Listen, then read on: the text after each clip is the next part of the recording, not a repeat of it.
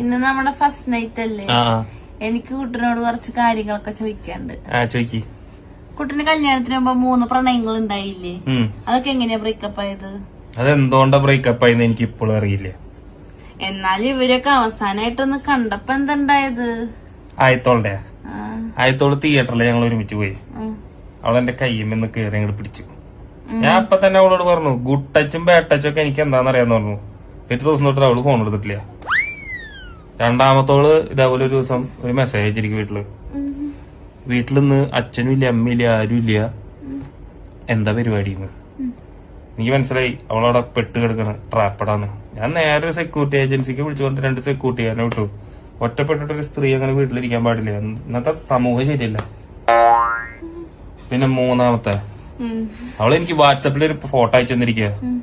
ആദ്യം അയച്ചു തന്നിരിക്കുക ഒരു പൂച്ചയുടെ പടം. പിന്നെ